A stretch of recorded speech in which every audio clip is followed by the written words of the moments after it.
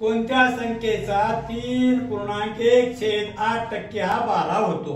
3.1/8% म्हणले की दिलेल्या संख्येला तुम्ही सरळ 32 ने गुणाकार करा। ती संख्या म्हणजे x बरोबर 32 गुणिले 12।